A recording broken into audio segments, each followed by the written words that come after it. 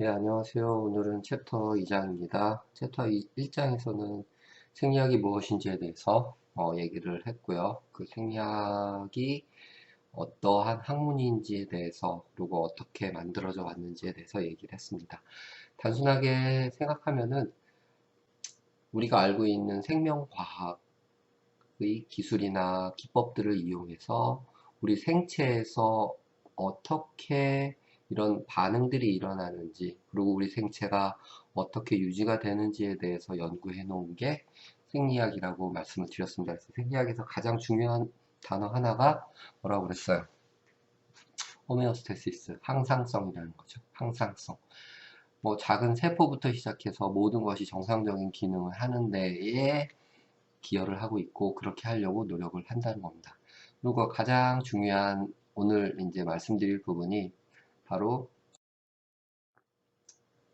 그러한 생명 현상을 일으키는 세포나 또는 세포를 구성하는 아주 작은 것들, 그 모든 것들이 다 원소라고 하는 아톰에서부터 이제 유래가 된 거죠. 그래서 저희가 항상 얘기하는 화학과 생물학은 함께 갈 수밖에 없는 그러한 어, 연관관계가 있고요. 여러분도 알다시피 뭐 늘 이 케미컬 리액션이라는 것 자체에 의해서 우리 몸에 반응이 일어나게 되는 거고, 그것에 의해서 우리가 어떠한 특정한 현상을 일으키게 되는 그런 것이죠. 뭐 자연현상도 다 똑같죠. 우리 몸뿐만 아니라.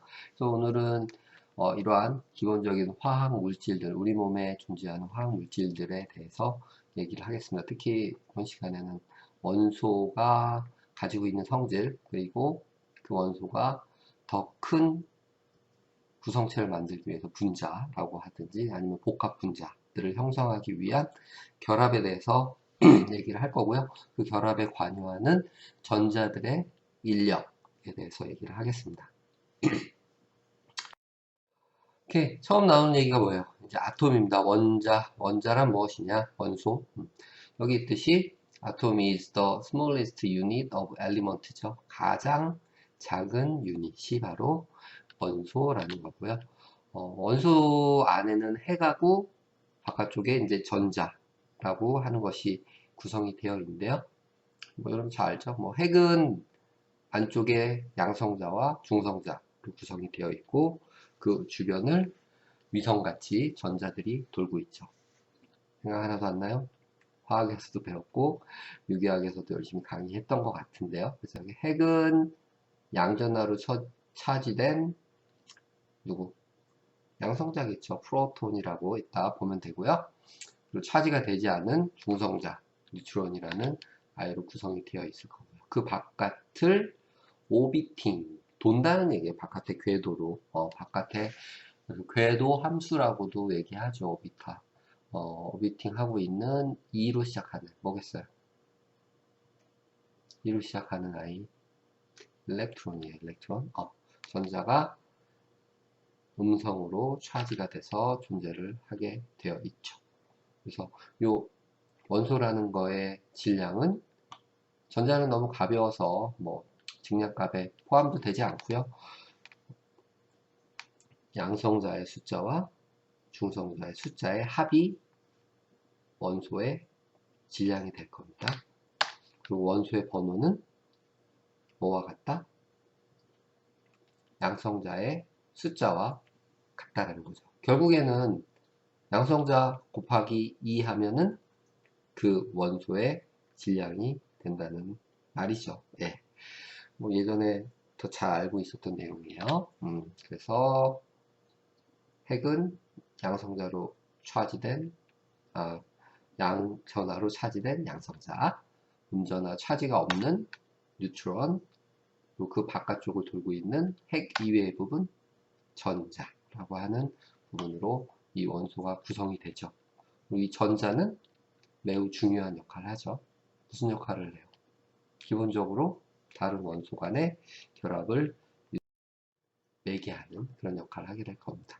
아톰의 구조를 보시면은 하이드로젠, 수소예요, 수소. 가운데 핵이 있고요. 그 핵이 있는데 하이드로젠은 어때요? 양성자 하나로 구성이 되어 있죠. 그리고 바깥쪽에 첫 번째 오비탈이에요. 이 첫 번째 오비탈 또는 첫 번째 껍질이라고 얘기하는데 첫 번째 오비탈에는 전자가 두 개가 위치를 할 수가 있죠. 수소는 양성자 하나, 전자 하나로 구성되어 있는 가장 작은 원소입니다. 그래서 늘 쉽게 다른 원소랑 반응할 수 있고요. 일반적으로 우리가 화학에서 얘기할 때 수소는 양전자, 양전화 물질이라고 얘기를 하게 되죠. 그리고 생명체에서 가장 기본이 되는 물질인 탄소예요. 탄소는 번호가 몇 번이겠어요? 여기 다 힌트가 나와 있네요. 원소의 번호는 그 원소의 무엇의 숫자와 동일하다? 프로톤, 양성자예요. 프로톤의 숫자와 그 원소의 번호는 같고요. 그럼 탄소는 6번이겠죠? 프로톤이 6개니까 전자도 6개일 거고요. 뉴트론, 양성자도 6개죠. 그래서 핵이 6개의 양성자와 6개의 뉴트론으로 구성이 되어 있고요. 바깥쪽에 전자가 돌고 있죠. 첫 번째 껍질에 2개의 전자가 있으니까 바깥쪽의 껍질에는 나머지 6개 중에 6 빼기 2는 하나, 둘, 셋, 넷, 4죠. 네. 그래서 바깥쪽에 전자는 4개가 존재하게 되죠. 이 바깥쪽에 있는 전자를 뭐라 그래요? 세 가지 원자가 전자 또는 최외곽 전자 바깥에 있다라는 얘기죠. 최외곽 전자 또는 밸런스 영어. 네.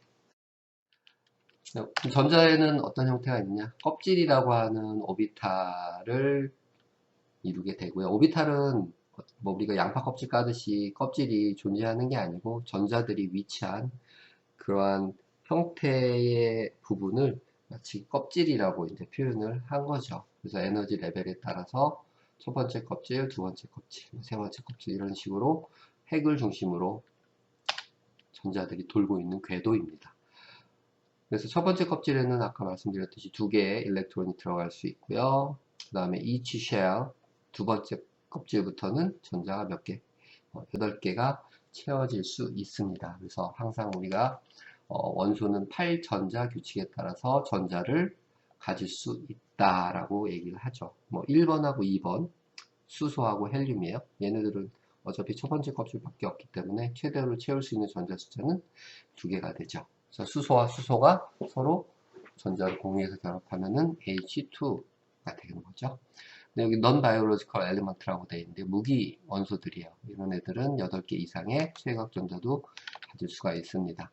좀 전에 얘기했듯이 첫 번째 껍질, 두 번째 껍질 전자가 채워지면서 남아있는 최고로 바깥쪽에 있는 전자 unfilled outer shell이라고 되어 있어요. 8개가 채워져야 하는데 탄소가 최외곽 전자가 4개가 되죠. 걔네들은 기본적으로 결합에 관여를 할 수가 있죠. 그래서 그러한 전자들 원자가 전자, 최외곽 전자 또는 밸런스 일렉트론이라고 하게 됩니다. 조금씩 생각이 나야 돼요.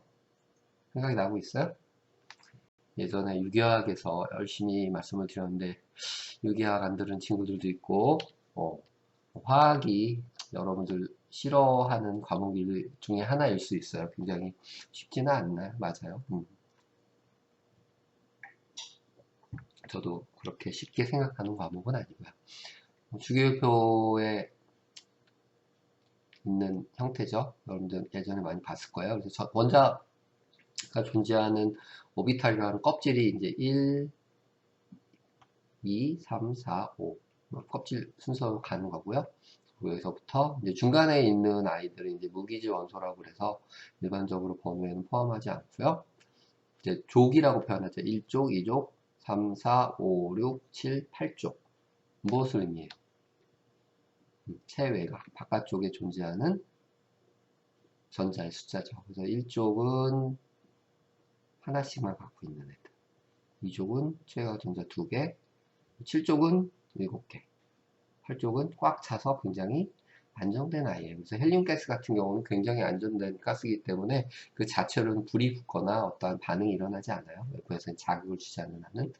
그리고 1쪽에 있는 여기 있는 나트륨이나 포타슘 같은 아이들은 전자가 하나니까 반응성이 굉장히 좋죠. 이온화 잘 될 수 있고. 똑같죠. 7쪽 불소. 클로라이드, 브롬, FCl, 비약, I, 요오드 같은 애들은 최각 전자가 7개니까 하나만 추가하면은 발전자 규칙을 만족할 수가 있죠. 그래서 이 주기율표도 다 여러분들 괴롭히려고 만든 게 아니고 쉽게 원소의 성질을 구성하기 위해서 만들어 놓은 그런 각각의 원소의 성질들이죠. 기본적으로 탄소 하나만 얘기해 봅시다. 탄소. 아톰 넘버는 6번이에요. 매스는 넘버는 일반적으로 양성자의 숫자에 동일한 숫자를 갖고 있죠. 그래서 양성자가 6개니까 중성자도 6개. 프로톤 플러스 뉴트론은 그 원소의 분자량이 될 거예요. 분자량은 10이고 일반적으로 원소 넘버 곱하기 2죠. 그래서 그 탄소의 쉘은 두 번째 껍질까지는 6개니까 전자도 6개죠. 그러니까 첫 번째 껍질에 2개, 두 번째 껍질에 4개. 그래서 베일런스 일렉트론, 최외곽 전자는 4개, 결합을 만들 수 있는 숫자는 4개가 되겠죠. 4개가 더 있어야 발전자 규칙에 만족할 테니까요. 산소 같은 경우는 8번이에요. 8번이면은 무게는 16, 첫 번째 전자 껍질에는 2개가 있을 수 있고요. 그 다음에는 나머지 8 빼기 2, 6개죠. 그러면 최외곽 전자가 6개란 소리니까 몇 개를 더 채울 수 있어요? 2개를 더 채울 수 있죠? 8개가 되기 위해서. 그래서 만들 수 있는 결합수는 2개예요. 그래서 물이 H2O죠. 산소 하나에 수소 2개. 다 그런 최외곽 전자의 공유에 결합이 발생하기 때문입니다. 그러면은 우리가 흔히 얘기하는 이 아이소톱, 동위원소라고 얘기하는데요. 동위원소는 뭘까요? 아주 쉽게, 그냥 쉽게 얘기를 해봅시다. 동위원소는 여기 있듯이 동일한 원소예요. 엘리먼트인데, 근데 아이소톱이라고 하는 형태는 다 똑같은데 뭐만 다르다? 중량이 다른 거예요, 중량. Mass is different. Number is the same이에요. 그러니까 아토믹 넘버는 동일한데 중량이 다르다는 거죠. 예로 이제 C14 같은 경우 탄소 14예요.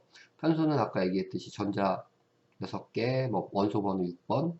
그러면 중량은 양성자가 6이니까 중성자도 6, 12번이죠. 그러니까 중량은 12가 돼요. 근데 C14 같은 경우는 중량 14죠. 중량을 14로 만든 이유는 다 동일한데 뭐만 달라요? 여기 있어요. 여기 답은 아이소톱은 레디도 액티브를 띄게 되는데 그 이유는 중성자의 수가 다르기 때문입니다. 그러니까 양성자와 중성자가 밸런스를 맞춰서 핵이 안정한 상태로 존재해야 되는데 그 균형이 깨진 상태죠. 그런 아이들을 뭐라고 그래요? 아이소톱이라고 합니다. 동위원소. 수소도 원래는 양성자 하나죠. 당연히 중성자도 하나일 거예요. 근데 C40, 트리튬이라고 3중수소라고 부릅니다. 3중수소. 수소가 3개 붙은 아이가 아니고 중량이 3인 수소를 얘기합니다. 중량이 3이 된 이유는 양성자 하나에 중성자 2개가 존재하는 아이입니다. 그래서 이런 아이들은 방사능을 뜨게 되죠. 라디오 액티브. 후쿠시마에서 원전 터져서 수소가 나왔는데 그 수소가 바로 3중 수소예요. 중성자의 숫자가 달라져서 활성을 띠게 된 그런 아이들이죠. 그래서 엘리먼트의 넘버는 같은데 중량수가 달라진 아이를 동위 원소라고 합니다. 그 중량수를 다르게 한 원인이 된 거는 누구?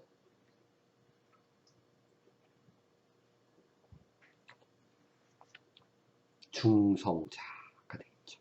오케이?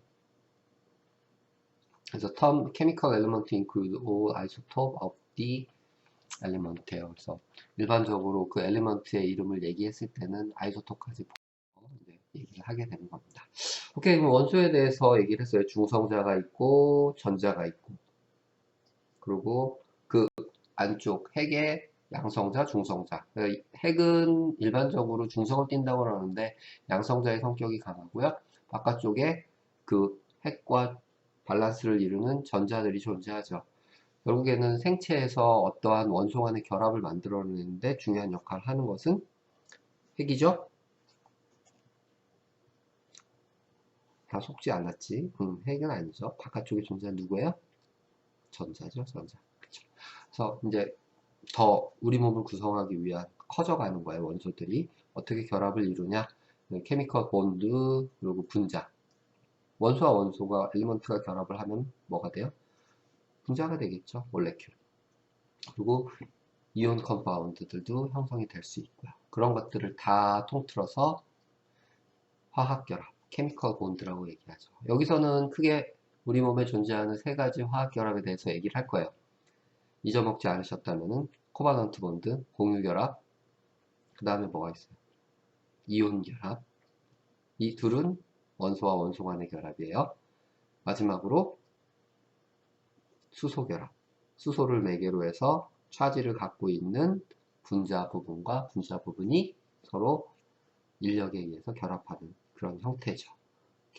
그래서 이 케미컬 본드는 일반적으로 가장 중요한 게 이게 일렉트론이죠. 일렉트론이 인터랙션 할 때 발생하는 게 이 화학 결합이고요. 화학 결합이 만들어질 수 있는 이 결합수, the number of bond는 뭐에 의해서 결정이 돼요? 체외곽전자죠. number of valence electron에 의해서 결정이 된다는 거죠. 그래서 아까 얘기했듯이 하이드로젠은 한 개의 껍질만 갖고 있죠. 전자 껍질 오비탈. 그 오비탈에 몇 개의 전자가 들어갈 수 있어요? 두 개가 들어갈 수가 있죠. 그래서 항상 하나의 본드를 더 만들 수가 있습니다. 탄소 같은 경우는 첫 번째 껍질에 두 개, 바깥쪽 껍질, 최외곽 전자 4개니까 8개를 충족하려면 몇 개의 전자가 더 필요해요? 4개가 더 필요합니다. 그래서 그 말은 4개의 결합을 더 만들어낼 수 있다라는 거죠. 근데 결국에 화학 결합, 여기에서 기본적으로 얘기하는 전자 간의 결합은 그 화학 결합을 만들어내는 가장 근간이 된다는 것을 강조하는 겁니다. 전자의 관여에 의해서. 그게 공유결합, 코바넌트 본드하고 이온이 본드입니다. 첫 번째 나오는 게 이제 공유결합이에요. 베일런스 일렉트론, 최외곽 전자가 쉐어하는 거죠. 서로 전자를 나누어서 결합을 만들어내게 됩니다. 그래서 일렉트론이 같은 형태의 일렉트론, 전자를 서로 공유함으로써 결합을 만들어내는 거죠. 그래서 일반적으로 화학 결합에서 짝대기로 표현한 거는 전자 두 개가 서로 공유되는 그런 형태를 의미를 하죠. 수소는 두 개의 하이드로젠 아톰을 만들어내게 되죠. H2O. 그쵸? 때로는 쉐어하지 않는 일렉트론 된 아나쉐어 이퀄 폼이에요. 이렇게 동일하게 1대1로 하나씩 전자를 쉐어하지 않는 경우는 전자를 뭐 더 뺏기는 아이는 뭐 포지티브 부분이 될 거고요. 받는 부분은 네거티브 부분이 됩니다. 이런 식으로 하는 경우는 분자 내에서 뭐가 발생을 해요? 여기 있듯이 옥시젠, 산소와 하이드로젠 사이에는 전기적으로 인력이 발생을 하게 되죠. 그래서 음전하를 띠는 부분과 양전하를 띠는 부분이 분자 안에 존재를 하게 된다는 얘기입니다. 그 이유는 전자가 많은 아이는 전자를 더 받으려고 하기 때문에 음석을 많이 띠게 되고요. 전자가 없는 아이는 전자를 쉽게 주죠. 잃어버린다고요. 그러면은 전자를 잃은 아이는 양전하를 띠게 되는 그런 성질을 가지고 있기 때문에 그런 현상이 생깁니다. 동일하게 나누는 이퀄, 그리고 동일하지 않게 나누는 경우는 이런 식으로 이제 전하가 생기게 되죠. 여하튼 공유결합의 기본 컨셉은 전자를 동일하게 쉐어해서 결합을 만들어내는 형태입니다. 수소가 이 전자는 이 원소의 것이고요. 이 전자는 이 원소의 것이에요. 둘이 결합을 하면서 전자 껍질에 두 개를 만족을 했죠. 각각. 이렇게 봤을 때 이 아이가 두 개, 이렇게 봤을 때 이 아이가 두 개. 안정화 되어 있습니다. 오케이. 우리가 우리 주변에서 항상 볼 수 있는 것이 물이에요, 물. 물은 화학 기호로는 H2O죠. 뭐 항상 극성을 띠고 있고 그 극성 때문에 다른 아이들을 잘 녹여서 섞을 수 있는 그런 성질을 가지고 있습니다. 결국에는 물이 가진 이러한 성질들도 산소와 수소 간에 뭐예요? 공유결합이기 때문에 형성이 되는 거죠. 근데 산소가 조금 더 전자가 강하기 때문에 음전하를 띠고 수소가 양전하를 띠고 극성의 공유결합을 하게 됨으로써 폴라라고 하는 저런 강한 극성을 나타내게 됩니다. 폴라, 극성을 가진 몰레큘이고요. 그 솔벤트입니다. 모든 것을 잘 녹일 수 있는, 모든 것은 아니죠. 극성을 가지고 있는 아이들을 잘 녹일 수 있는 그런 성질의 물질이고요. 물이 있기 때문에 우리가 살 수 있는 거죠. 굉장히 좋은 매질이에요. 요거 강력한 수소 결합에 의해서 물과 물 분자 사이에 결합을 만들어내겠죠. 그래서 물 위에 이제 뭐 끈적끈적하다는 느낌을 표현하긴 그렇지만 표면 장력이라는 게 생겨나게 되죠. 그것도 다 수소 결합 때문에 형성이 되는 거고요. 이 폴라 몰레큘 같은 경우는 물에 잘 녹습니다. 그렇죠? 안 그런가? 극성을 가지고 있으면 물이 극성을 가지고 있기 때문에 잘 섞이죠. 그 섞이는 형태를 다른 말로 표현하면 dissolve, 이제 물에 녹아 들어간다고 표현하는데요. 이러한 성질을 가진 아이들을 물을 좋아한다. 그래서 친수성, 하이드로필리라고 얘기하고요. 극성이 없는 아이, non-polar. 이런 아이들은 물과 잘 섞이지 않죠. 그래서 걔네들 물을 싫어하니까 하이드로포빅이라고 얘기하죠. 소수성. 그래서 친수성과 소수성의 차이는 극성이 있느냐, 극성이 없느냐로 생각을 하시면 됩니다. 왜? 결국에 물이 극성을 가지고 있는 그런 전하 때문에 다른 것들을 잘 결합하고 녹일 수 있는 그런 매질이기 때문에 물 분자가 이렇게 산소는 음전하를, 수소는 양전하를 띠게 되죠. 이 사이의 관계를 극성 공유결합이라고 이제 얘기를 하게 될 거고요. OH는 마이너스 전하를 띠게 되고 수소는 양전하를 띠게 되게 분리가 되죠. 뒤에 뭐 pH에 관련해서 또 얘기할 텐데 결국에 수소가 떨어져 나가면서 전자를 잃게 되고 OH가 전자를 얻게 됨으로써 마이너스 전하를 띠게 되는 그런 형태를 가지고 있죠. 그래서 요 수소를 공급해주는 아이를 산이라고 이제 표현을 하게 될 겁니다. 오케이. 다음으로 이제 이오닉 본드예요. 이오닉 본드는 뭐 그냥 쉽게 얘기해서 음전하를 가진 아이와 양전하를 가진 아이가 서로 끌리는 힘이 있죠. 그건 세상 이 자연의 모든 이치입니다. 양과 음의 조화. 왜? 둘이 결합되면 중성이 되죠. 그렇기 때문에 항상 안정화되고자 하는 그런 성질을 모두 자연계에 있는 아이들은 갖고 있기 때문에 화학 원소를 비롯해서 양전하를 가진 원소와 음전하를 가진 원소가 서로 결합을 해서 안정한 결합을 만들게 되죠. 그것을 이제 이온 본드라고 얘기를 하게 되고요. 그 양전화, 음전화를 가지게 되는 그러한 형태가 바로 여기 나와 있듯이 일렉트론을 주게 되면은 전자를 이제 뭐 뺏기는 거죠. 그 전자 부족하니까 채워져야 한다. 그래서 양전화라고 표현하는 거고요. 음전화를 띠는 아이들은 어니언 같은 경우는 전자를 하나 더 받은 거, 리시버예요. 받는 아이들이죠. 전자 아까 얘기했듯이 7쪽 같은 경우는 하나만 채워지면 안정화되니까 쉽게 받으려고 하죠. 네. 그런 아이들 일렉트론 리시버라고 그러고요. 받았기 때문에 잉여가 많으니까 빼줘야 돼요. 그래서 음전화로 표현을 합니다. 빼야 된다. 잃었으니까 채워야 된다. 양전화 표현을 하게 됩니다. 이렇게 각각 잃은 아이와 받은 아이가 전화를 띠게 되고요. 그 전화 차이에 의해서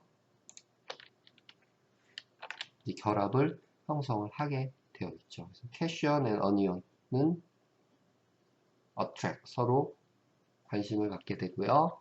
매력을 끌리는 거죠. 그러한 이온이 컴파운드를 형성을 하게 됩니다. 가장 쉬운 예로 NaCl, 소듐과 클로라이드를 생각하시면 돼요.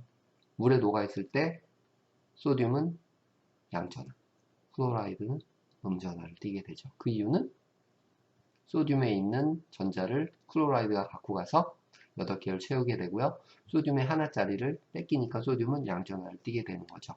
그 상태를 이온화 형태라고 얘기하고요. 그 아이들이 서로 결합을 만들면은 이오닉 본드라고 얘기하는 거죠. 굉장히 약한 결합이에요.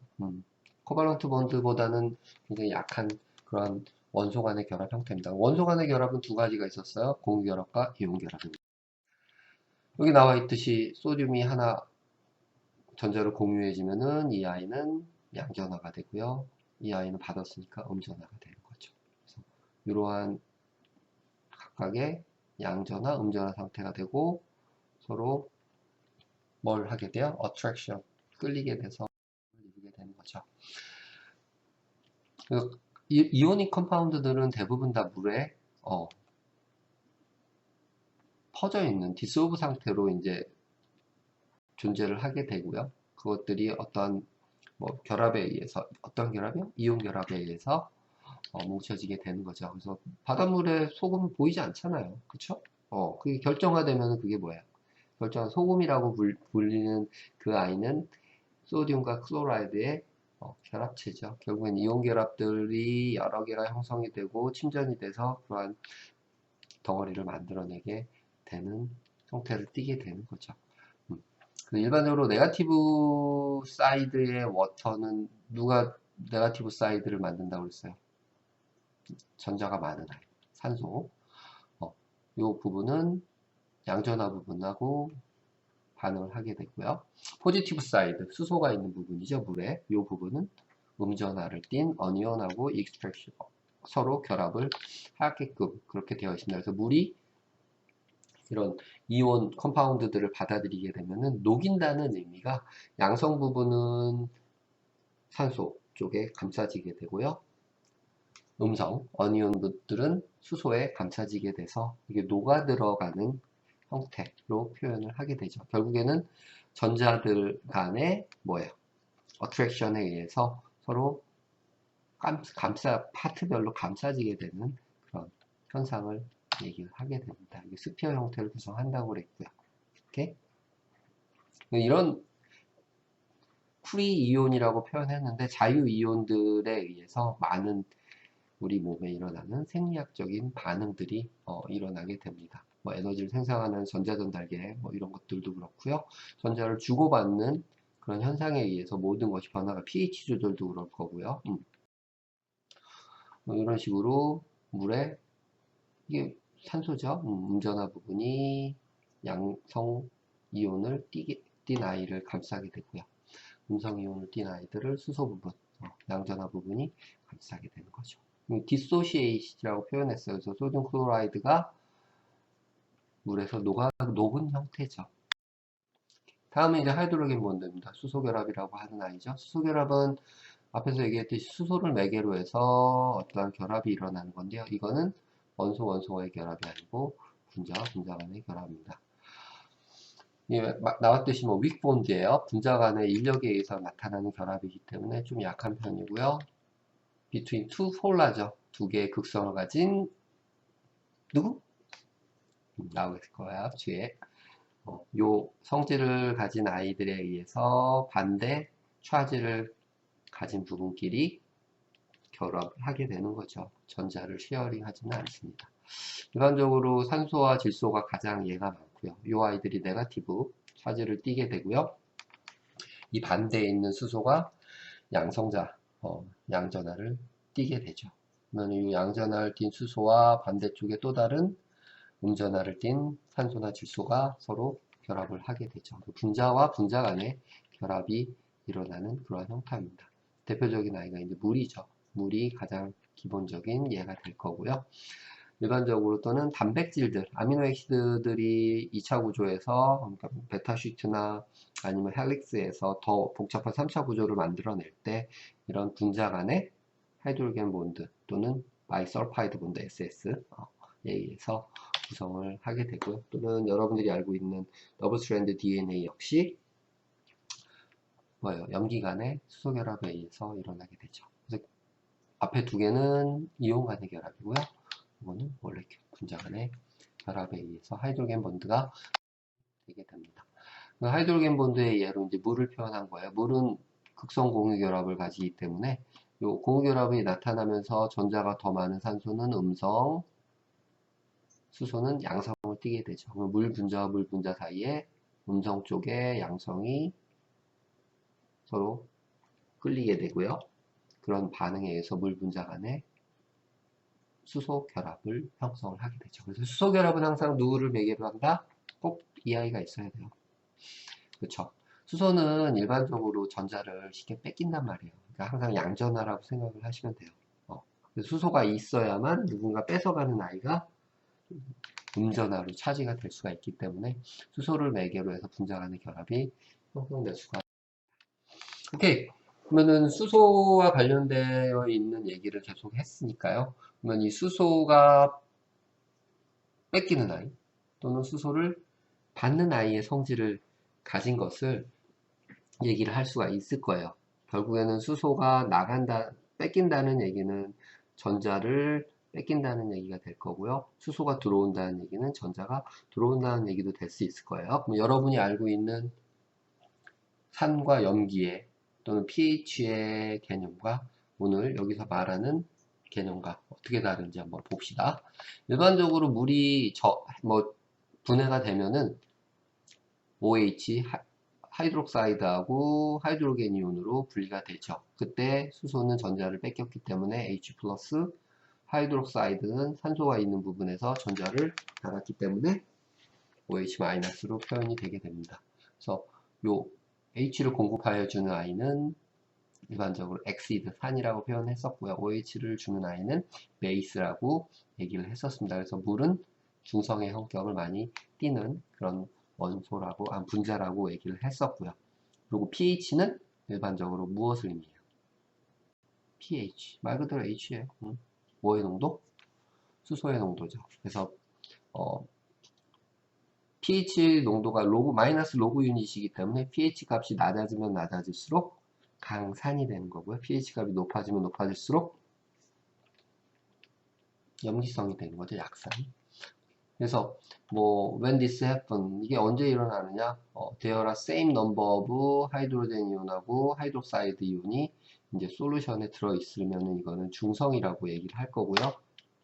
이 중성일 때 pH가 수소의 숫자를 가지고 얘기를 하게 되죠. 평균 마이너스 7승 분자 숫자의 수소를 가지고 있을 때를 pH 7이라고 해서 중성이라고 얘기를 하게 되죠. 그러니까 조개 10에 마이너스 7승이니까 마이너스 로그를 붙여주면은 마이너스니까 앞으로 넘으면서 7이 되죠. 오케이. 그런 개념으로 해서 pH를 따지게 됩니다. 여러분들 화학 시간에 열심히 로그 유닛 붙이고 해서 수소 농도와 OH 농도 따져갖고 이 계산을 하셨을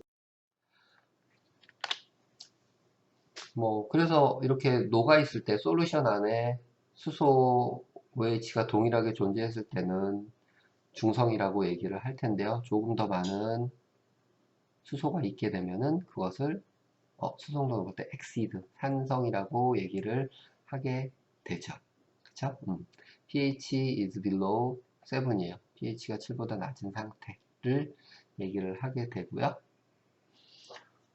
often called a proton donor라고 얘기하죠. 그래서 이런 아이들을, 산성인 아이들을 프로톤 도너, 수소를 주는 아이, 수소 공급하는 그런 아이들이라고 얘기를 하죠. 우리가 일반적으로 산이라고 하는 거예요.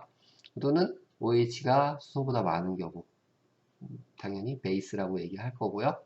pH는 7보다 높아지겠죠. 그래서 엑시드의 반대 알카린이라고 부르죠. 알카리. 그리고 얘네들은 often called a proton 뭐예요? 억셉터라고 되어 있죠. 그러니까 OH를 주고 내놓는다고 표현하지 않고 수소를 주는 아이를 산성, 수소를 받는 아이를 염기성, 베이스라고 표현을 하면 되는 거죠. 왜? 산성에서 수소가 많아서 내놓으면은 받는 아이는 결국에는 이 염기성 아이들이 될 테니까요.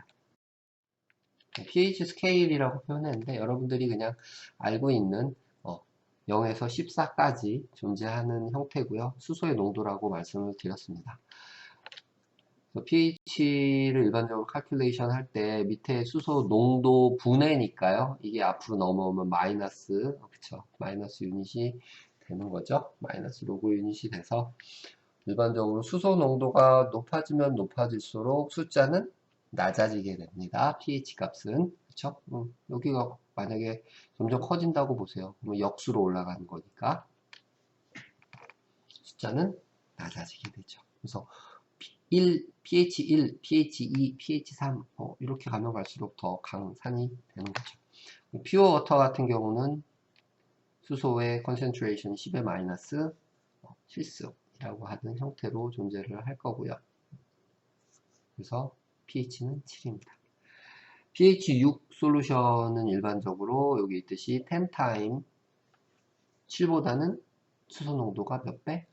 10배죠. 10배. 로그 유닛이라는 것 자체가 개념상으로 6과 7은 10배가 더 많은 거고요. 6보다 5가 10배가 더 많은 거고 10배씩 증가한다고 생각하시면 됩니다. 뭐의 농도가?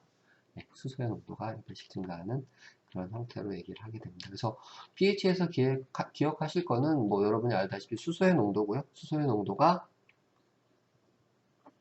높아지는 아이, 그럼 내놓는 아이들을 산이라고 얘기하고요. 수소를 받는 아이를 염기라고 얘기를 하게 됩니다. 이렇게 스케일별로 해서 쭉 나열을 해 놓은 거죠. 수소의 농도가 높아질수록 pH는 낮아지게 되죠. 수소의 농도가 낮아질수록 pH는 높아지게 됩니다. 그래서 이런 pH를 항상 어디에 맞춰야 돼요? 우리 생체는 높아지면 안 되죠. 중성을 맞춰야 됩니다. 중성 pH 7.2, 7.5 뭐 요 사이에서 유지를 해 주어야 되죠. 그래서 그러한 pH가 일정하게 되도록 중화시켜주는 용액을 버퍼라고 표현합니다. 완충액이라고 표현하고요. 우리 혈액도 어떻게 보면은 버퍼예요. 그래서 우리 몸이 항상 중성 pH를 유지할 수 있도록 해주는 거죠. 그래서 pH라는 개념이 산을 중심으로 해서 화학적인 개념으로 나왔지만 결국에 그 화학적인 개념이 생체에서 얼마나 중요하고 중성이라는 그런 개념이 바로 연결이 되는 거죠. 그래서 화학이 생명체의 어떤 현상을 설명하는 걸로 연결되어지게끔 설명을 드리는 부분이에요.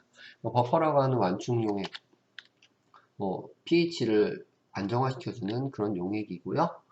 일반적으로 두 개의 성질을 가지고 있는데요. 약한 산성이거나 약한 염기성을 띠고 있습니다. 왜? 산성용액을 염기로 만들어줘야 되고요. 중성화시켜야 되니까.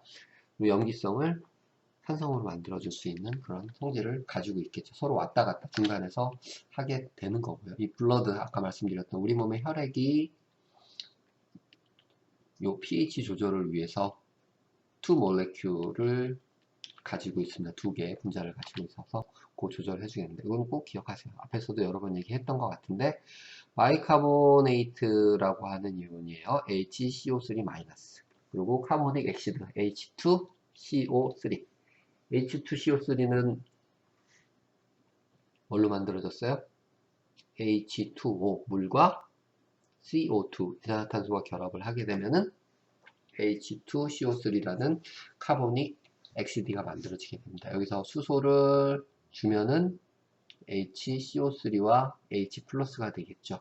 그래서 요 카보닉 엑시드가 산소를 내주게 되면은 알카리를 염기화할 거고요. 요 아이가 수소를 가져가서 H2CO3가 되면은 이쪽으로 가면 수소를 제거하는 거, 이쪽으로 가면 수소를 공급하는 거. 오케이? 그런 식으로 해서 요 카보닉 엑시드가 우리 몸의 pH를 조정을 해주게 됩니다. 바이카보네이트 뉴트럴라이즈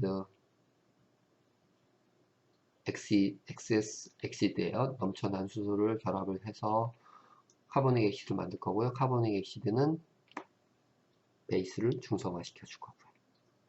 그쵸? 얘가 분해가 되면서 수소를 내놓으니까. 우리 몸에서 완충작용을 해주는 가장 중요한 역할을 하는 아이는 카보닉 엑시드하고 바이카보네이트입니다. H2CO3 HCO3 마이너스. 블러드가 이제 산성 레벨로 7.35 이하로 떨어지게 되는 상태를 이제 엑시도시스라고 얘기하고요. 7.45 이상으로 올라가는 거를 이제 알카로시스, 산성화, 염기화 이렇게 표현을 해주게 됩니다. 그래서 우리 몸의 혈액의 pH는 굉장히 중요해요. 왜 pH가 낮아지면은 프로테인들이 데그라데이션이 되기 시작해요. 결국에 우리 몸의 효소들이 파괴된다는 얘기가 되는 거고, 염기에서도 마찬가지입니다. 그래서 병원 가면 항상 pH 측정을 하게 되죠. 예, pH까지 얘기했고요. 이번에는 이제 간단하게 우리 몸에 존재하는 유기 분자들이죠. 오르게닉 몰레큘이라고 하는 거에 대해서 몇 가지 말씀을 드릴게요. 우리 몸에 존재하는 유기 분자, 뭐 반찬, 탄수화물, 지방, 단백질 다 유기 분자죠. 기본적으로 뭘 포함하고 있어요? 여기 있듯이 탄소하고 수소를 포함하고 있는 분자들을 유기 분자라고 얘기를 하죠. 뭐 가장 기본이 되는 아이는 항상 누구예요? 탄소입니다. 탄소. 왜? 아까 말씀드렸듯이 최외각 분자가 4개이기 때문에 4개의 결합을 더 만들어낼 수가 있어요. 그렇기 때문에 가장 안정한 형태의 결합체를 구성을 할 수가 있고요. 그래서 유기물이라고 하면 항상 탄소를 포함을 하고 있게 되죠. 그래서 2개의 탄소끼리 결합을 해서 이중결합도 만들어낼 수가 있고요. 또는 삼중결합도 만들어낼 수가 있죠. 더블 본드 또는 3개가 페어가 되면은 트리플 본드까지도 만들어낼 수가 있는 안정한 물질입니다. 유기화학에서 배웠듯이 탄소를 기본으로 해서 알칸, 알카인 단일결합, 이중결합, 삼중결합을 형성을 하고 그것들에 의해서 일으키게 되죠. 여기 있듯이 뭐 이중결합 또는 삼중결합. 이중결합 같은 경우는 쉐어할 수 있는 뭐 다른 아이가 2개 더 존재를 하게 될 거고요. 삼중결합 같은 경우는 이렇게 결합이 되면은 이게 단일결합, 이게 이중결합이네요.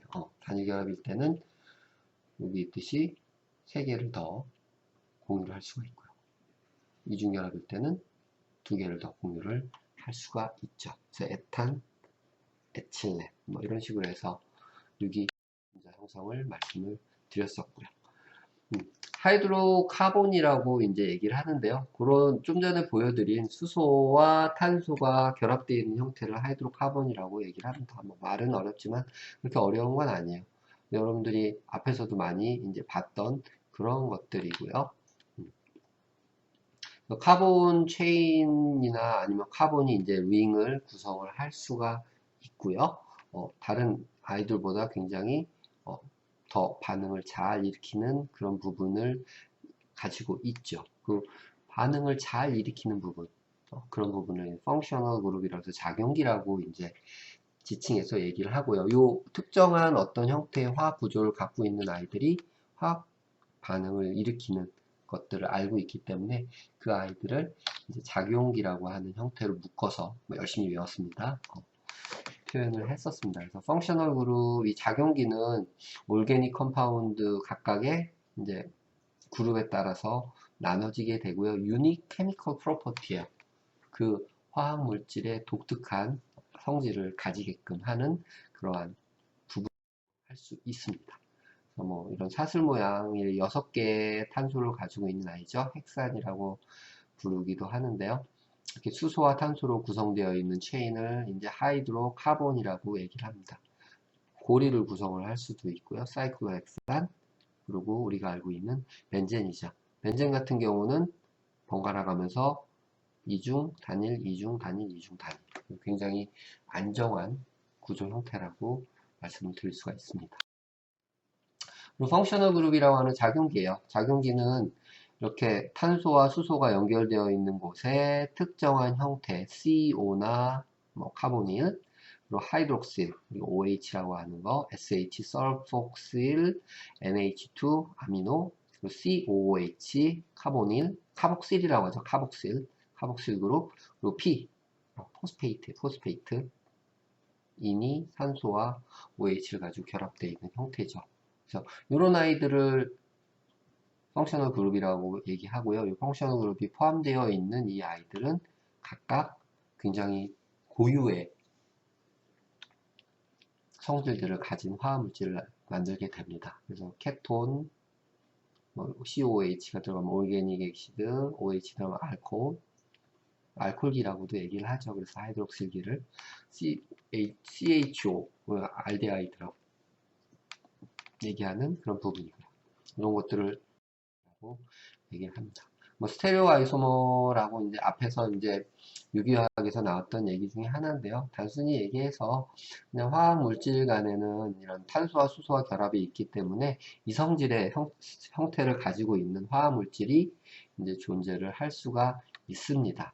그래서 여기 있듯이 molecule that have exactly the same atom arrange예요. 똑같은 원소의 배열 순서를 갖고 있는데 형태만 서로 반대죠. But still differ in the spatial organizer. 좌우가 바뀌어 있는 그런 형태들로 다르게 있는 아이들을 하나는 왼쪽, 하나는 오른쪽.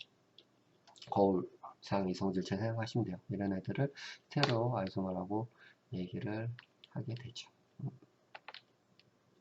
뭐 슈가 글루코즈나 아니면 갈락토즈, 플럭토즈 이런 애들 다 스테레오 아이소머죠. 우리가 흔히 얘기하는 당들이에요. 당들. 그래서 스테레오 아이소머 타입에 따라서 뭐 시스, 트란스, 뭐 시스는 같은 쪽을 배양되어 있는 것, 트란스는 엇갈려서 있는 그런 형태죠. 그리고 뭐 방향성에 따라서 디폼 또는 엘폼이라고 얘기하죠. 근데 여기 있듯이 뭐 안티오모라고 표현하는데 옵티컬 아이소머, 광학 이성질체라고도 얘기하고 이제 미러 이미지라고도 표현합니다. 이게 이제 거울이라고 생각하시면 좌우가 변형된 형태죠. D폼, L폼 기억하는지 모르겠지만 D는 뭐 right hand라고 표현했고 L은 left hand라고 표현했어요. 그래서 OH가 오른쪽에 있으면은 D폼, 왼쪽에 있으면 L폼. 둘이 완전 거울처럼 형성을 하고 있죠. 이런 애는 스테레오 아이소머라고 합니다. 오케이. 그럼 오늘은 여기까지 하고요. 질문 있으시면 톡으로 남겨주시거나 지금 주시고요. 다음 시간부터 본격적으로 이제 이러한 탄화수소 화합물들, 하이드록시 카본들이 구성하는 탄수화물, 지방, 단백질, 우리 몸의 구성체에 대해서 얘기를 하도록 하겠습니다. 네, 열심히 들어주시고요. 수고하셨어요.